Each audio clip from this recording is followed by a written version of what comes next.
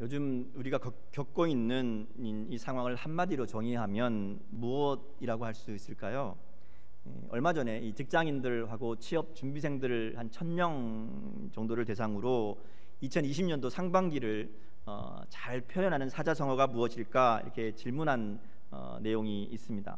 가장 많은 사람들이 대답한 1위는 설상가상이었습니다. 두 번째는 노심초사였고요. 세 번째는 다사다난이었다고 합니다. 아마도 이 코로나로 인한 어려움이 묻어있는 그런 표현이라고 생각합니다. 그야말로 올 상반기는 설상가상이라는 말이 정말 딱 어울리는 그런 시간들이었습니다.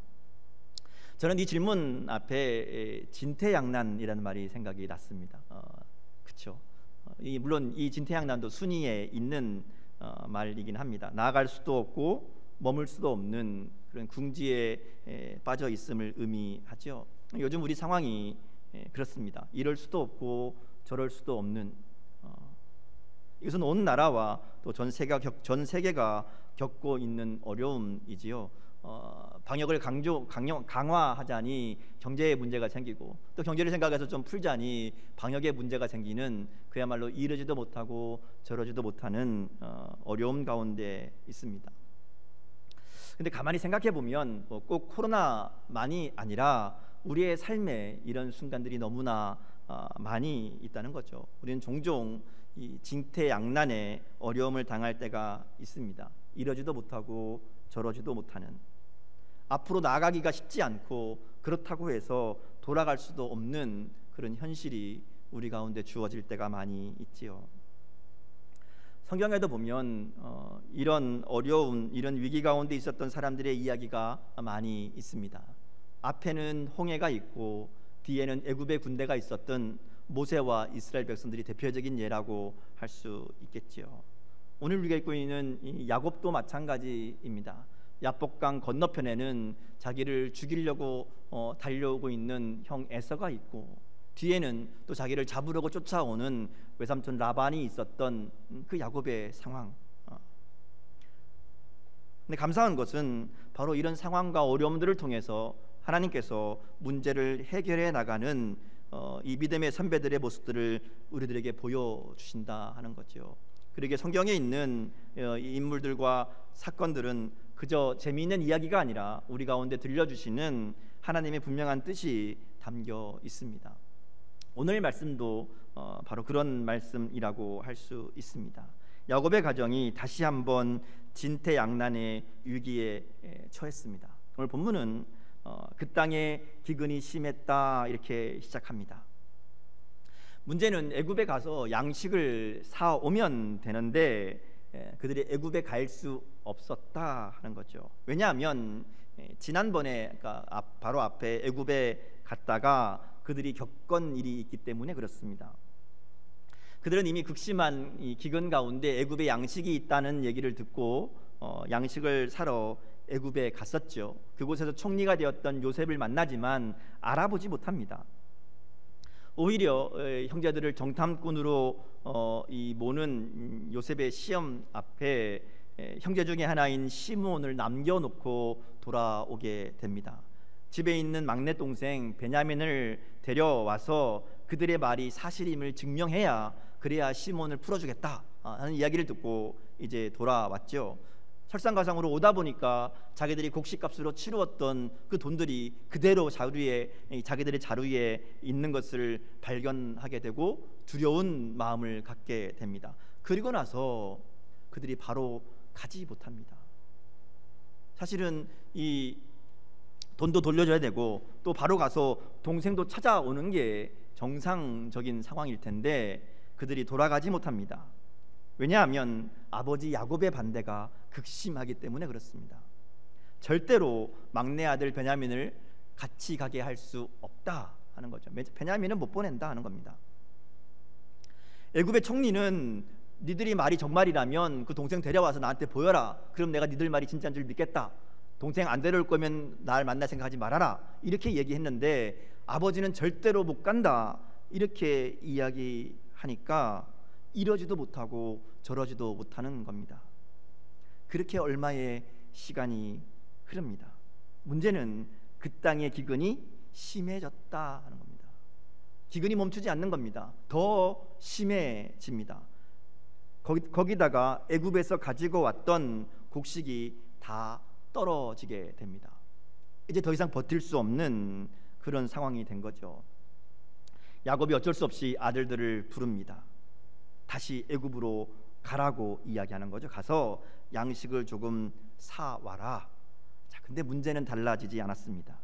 곡식을 사려면 베냐민을 데려가야 되는데 베냐민을 데려가지 않으면 애굽에 가는 게 아무 소용이 없는 상황인데 여전히 야곱은 베냐민을 보내려고 하지 않습니다. 야곱은 아마도 요셉이 없어진 후에 이 베냐민을 자기의 생명처럼 생각하며 절대로 내줄 수 없다 이렇게 버티고 있는 것 같습니다. 6절에 보면 한술 더 떠서 이 아들들을 원망하죠. 너희들이 쓸데없이 동생이 있다는 얘기는 왜 해가지고 동생을 데려오라는 말을 들었느냐, 이 상황을 왜 만들었느냐, 이렇게 말하는 거죠. 또다시 과거의 일을 이야기하면서 모든 잘못이 마치 자녀들에게 있는 것처럼 원망하며 비난합니다. 이렇게 보면 야곱이 참 한심한 사람이죠. 사실 야곱 가정의 문제는 야곱에게 일차적인 책임이 있습니다. 요셉과 형제들의 갈등도 마찬가지이지요. 야곱의 편애가 결정적인 이유였습니다. 지금 이 상황도 베냐민만 생각하는 이 야곱의 편애가 문제의 핵심이죠. 똑같은 아들인데 잡혀있는 시므온은 생각지도 않습니다. 남아있는 다른 아들들은 안중에도 없죠. 그저 베냐민만 바라보는 이 야곱의 잘못된 사랑이 이 가정의 문제가 되고 있습니다. 지금이라도 베냐민만 보내면 사실 다 해결할 수 있는 문제이죠. 그런데 알면서도 결정하지 못합니다. 오히려 원망거리를 찾고 핑계거리를 찾습니다. 그런데 우리가 우리 인생의 문제를 만날 때에 우리의 모습을 보면 야곱과 비슷합니다. 문제 앞에서 해결할 생각은 안 하고 그저 버티기만 하는 경우들이 있다는 거죠. 문제의 원인을 다른 사람에게 돌리기만 하고 해결하려고 하지 않습니다. 그저 원망하고 비난하는 것으로 문제를 더 크게 만들기만 한다는 거죠. 문제 해결은 회피하고 원망거리 찾고 핑계거리 찾고 그리고 그저 침묵하며 내버려 둔다는 거죠. 해결하려면 내가 포기할 게 있으니까, 해결하려면 내가 책임질 게 있으니까 그것을 하지 않는 겁니다. 그저 내버려 두면서 문제가 사라지기만을 기다리는 것이죠. 근데 이런 원망이나 비난이나 버티기는 아무 유익이 없습니다. 물론 우리가 문제 앞에서 믿음으로 참고 견뎌야 될 때가 분명히 있습니다.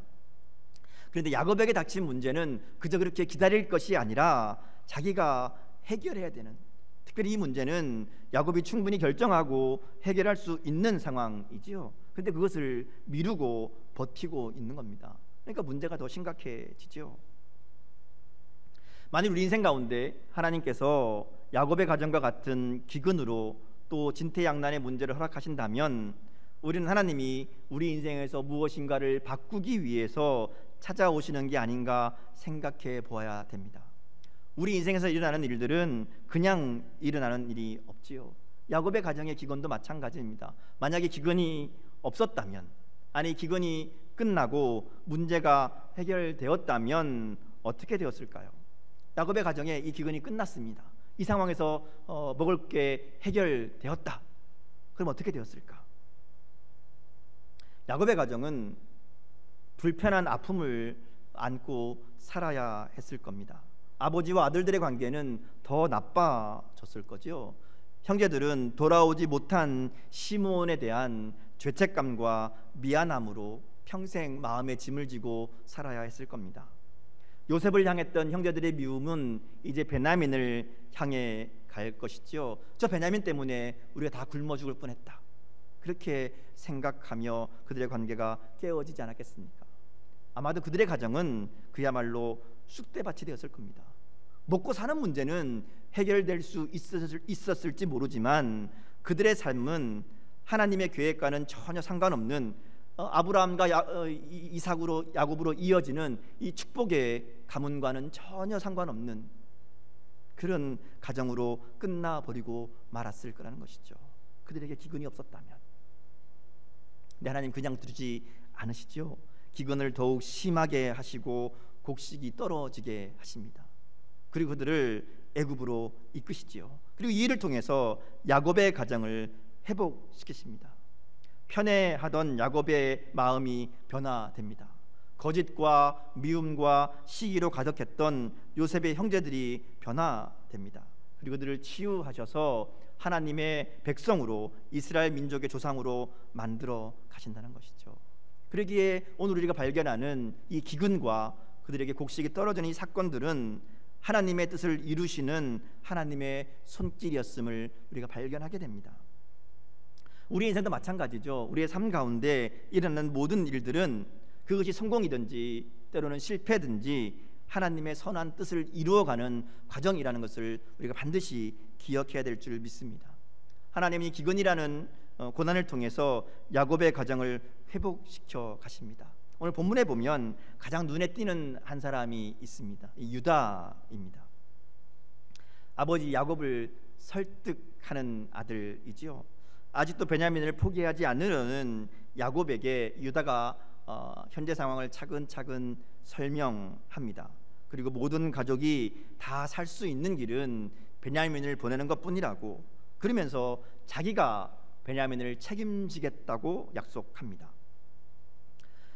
그리고 이후로 이제 유다가 이 가족의 중심이 됩니다. 사실은 루벤이 큰 아들이고요. 그 위에 시몬, 레이가 있습니다. 유다는 네 번째 아들이거든요. 근데 이 사건을 계기로 해서 이후의 상황들을 보면 유다가 형제들의 중심이 되고요. 나중에 유다의 후손에서 다윗이 나오게 되고요. 메시아 예수님의 족보가 유다를 통해서 이루어지는 것을 우리가 보게 됩니다. 그야말로 이스라엘의 중심이 되는 거죠. 근데 지금까지 나온 이 유다의 모습을 보면 그다지 훌륭한 인물이라고 할 수 없습니다. 오늘 본문에서는 형제를 대신해서 자신의 목숨을 거는 사람으로 나오지만 사실 유다는 방황하던 삶이 있었습니다. 창세기 38장은 유다의 이야기를 기록합니다. 요셉을 팔고 난 다음에 유다는 아버지와 형제들과 함께 살지 않고 가족들을 떠나 이방인들에게 가서 살았습니다. 가나안 여자와 결혼하고 아이를 낳습니다. 요셉을 팔았던 죄책감으로 떠났는지 아니면 아버지 야곱과의 불화가 있었는지 내용은 정확히 모르지만 어쨌든 그의 삶은 야곱으로부터, 가족들로부터 떠나 있었습니다. 그리고 며느리 다말과의 이야기가 기록되어 있죠. 본인은 아니지만 며느리에게서 아들을 낳아서 가문의 대를 이어가게 됩니다. 굉장히 충격적인 이야기인데요. 가만히 생각해보면 이 일을 당했던 유다는 얼마나 더 당황하고 충격적이었을까, 황당했을까 생각하게 됩니다. 그런데요, 그렇게 가족들과 떨어져 있는 시간들을 통해, 그리고 두 아들의 죽음을 통해, 그리고 특별히 가문의 대를 잇기 위해서 창녀처럼 분장하고 자기에게 다가왔던 이 다말을 통해서 유다에게 큰 변화가 일어납니다. 유다가 이 모든 상황을 알게 된 후에 다말에게 하는 말이 이렇게 얘기합니다. 그는 나보다 옳도다. 다말이 옳다는 거예요. 사실 다말이 한 일은 잘못된 일이죠. 창녀로 속이고 시아버지와 동침했으니까 이게 말이나 되는 이야기입니까? 그런데 유다가 이야기하기를 다말이 옳다 이렇게 합니다. 이것은 자신은 망가져도, 자신은 무시당해도, 자신은 버림받았어도 한 가정의 생명을 이어주는 이 사명을 감당하고자 했던 이 다말의 희생을 그가 발견하게 된 것이죠. 유다는 이 사건을 통해서 공동체를 향한, 특별히 가정을 향한 마음이 달라졌을 겁니다. 그리고 오늘 말씀에 보면 유다가 베냐민을 자기의 목숨으로 보증합니다. 그리고 실제로 44장에 넘어가 보면 베냐민을 대신해서 자기가 노예가 되겠다고, 내가 베냐민을 대신해 내가 책임지겠다고 나서는 모습을 우리가 보게 되지요. 형제를 미워하고 시기하던 마음에서 형제를 살리기 위해 자신을 희생하는 마음으로 달라져 있는 것을 우리가 보게 된다는 것이죠.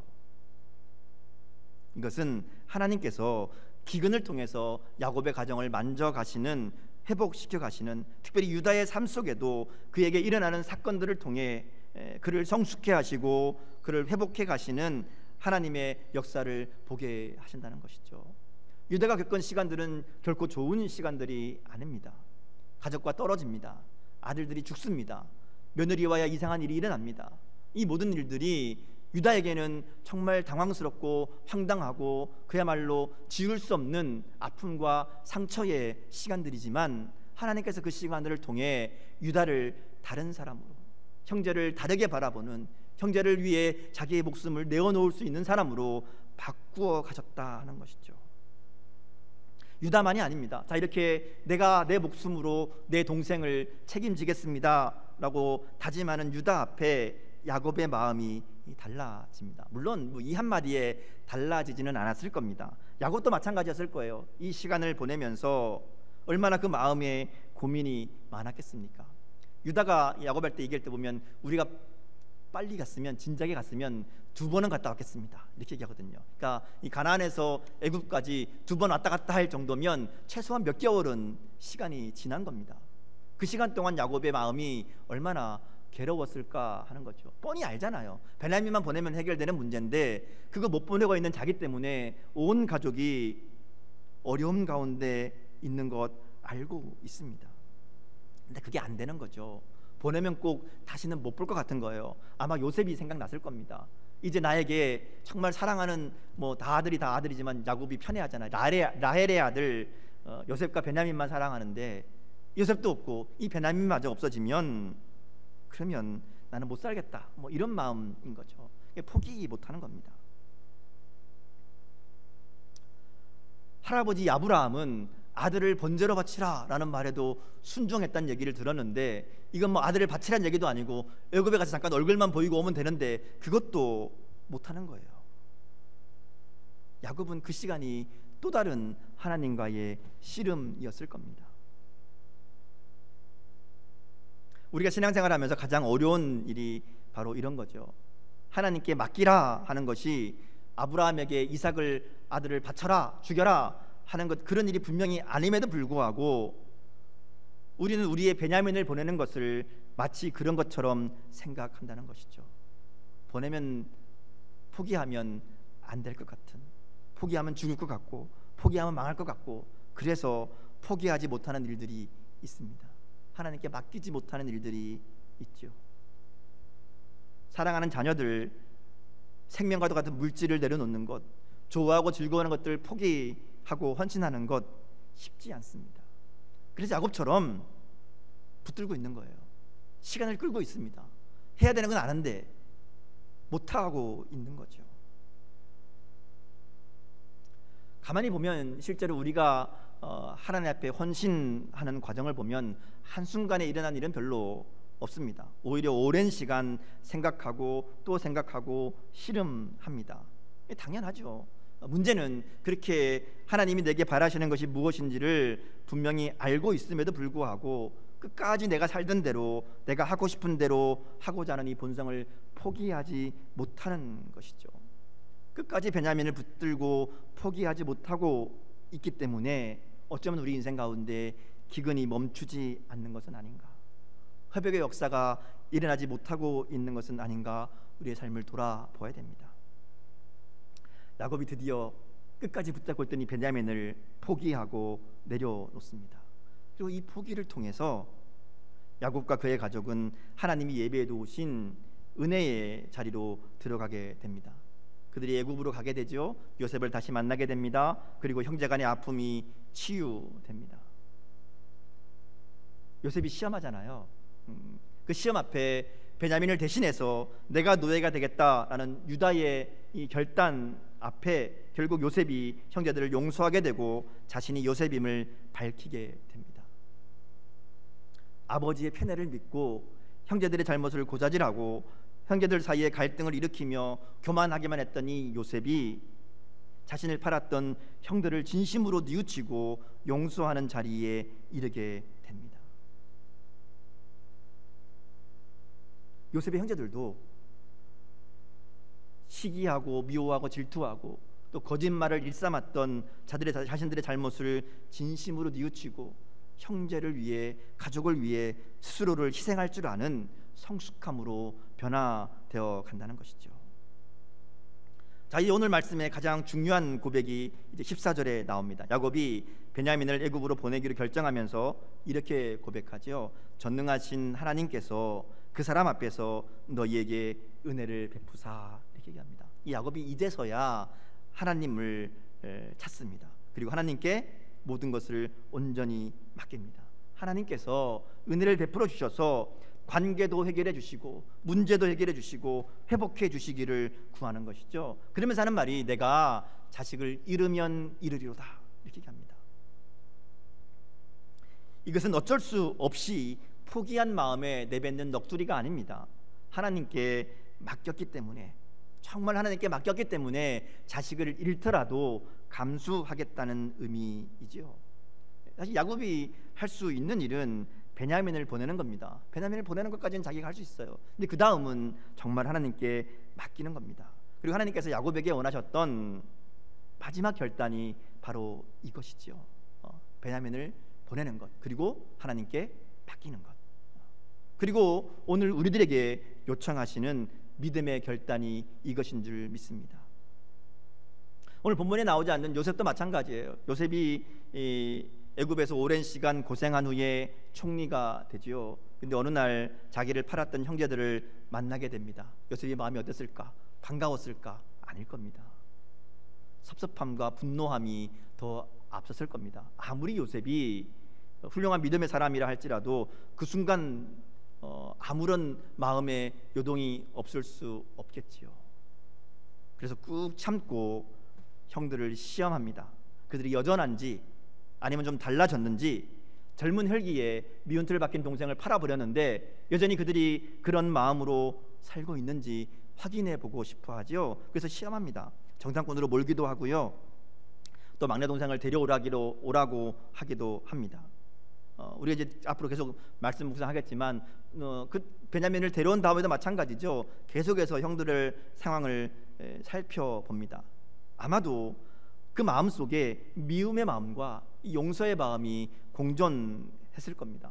그래서 복수도 안 하고 그렇다고 해서 용서도 안 하는 이 애매한 시간들을 보내게 됩니다.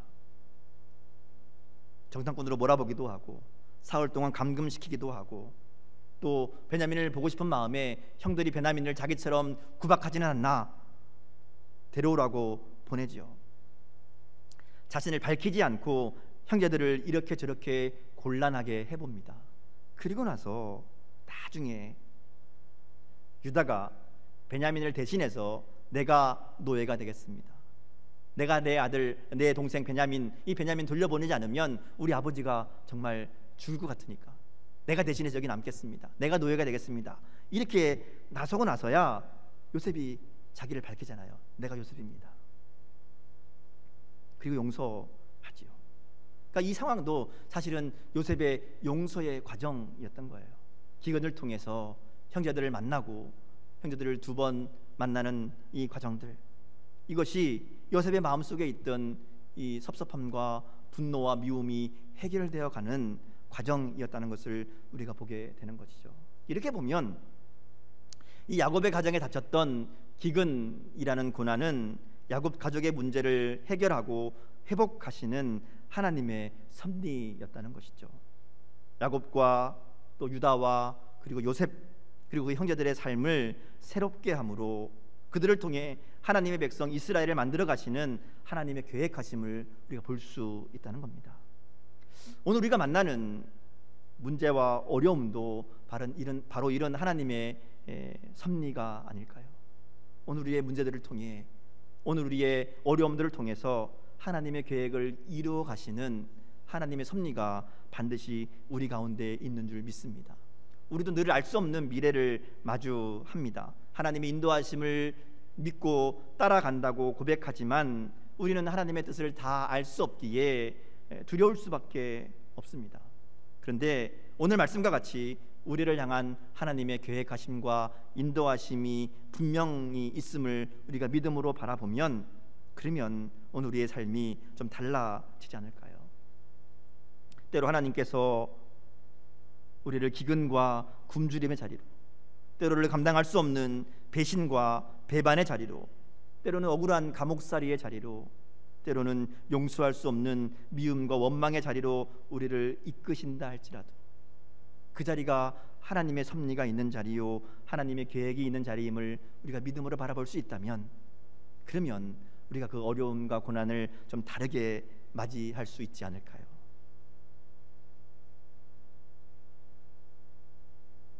우리가 온전히 하나님께 우리의 삶을 믿음으로 맡길 때 우리를 성숙해 하시며 회복해 하시는, 그리고 하나님의 뜻을 이루어 가시는 하나님의 은혜를 경험하게 될 줄 믿습니다. 하나님께서 오랜 시간 동안 요셉과 형제들의 만남을 준비하시고 인도하셨듯이, 오늘 우리의 다양한 문제와 어려움 속에서도 하나님의 뜻을 따라 우리를 준비하시고 인도하시는 줄 믿습니다. 믿음이 바로 그 하나님을 바라보는 거죠. 우리의 삶 속에 하나님의 인도하심이 있음을, 하나님의 계획하심이 있음을 바라보는 것.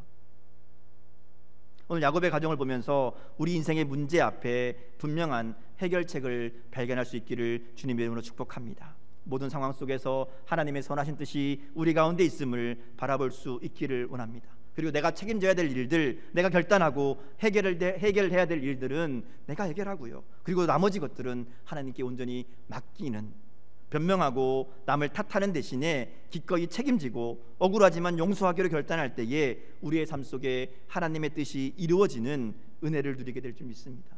하나님이 함께 하시기에, 하나님이 선하게 인도하실 것이기에 만족하며 두려워하지 않는 삶이 될 줄 믿습니다. 이제 우리가 할 것은 딱 한 가지, 모든 상황 속에 하나님을 바라보는 겁니다. 모든 만남과 모든 사건 속에, 모든 일들 속에 하나님의 계획하심과 일하심이 있음을 믿음으로 바라보는 것, 이것이 변화의 시작이지요. 우리가 하나님을 인식하고 하나님을 바라볼 때 우리가 변화될 줄 믿습니다. 내 삶 속에 역사하시는 하나님을 인정할 때에 우리가 달라지지요. 우리가 겪고 있는 모든 일들 속에서 하나님을 바라본다면 우리가 다르게 생각하고, 다르게 말하고, 다르게 행동하고, 그렇게 우리의 삶이 하나님 보시기에 더 나은 모습으로 변화되어 갈 줄 믿습니다. 하나님은 오늘도 우리를 위해 일하고 계십니다. 지금도 역사하고 계십니다. 이 믿음으로 승리하는 저와 여러분의 삶이 될 수 있기를 주님의 이름으로 축복합니다. 함께 기도하겠습니다.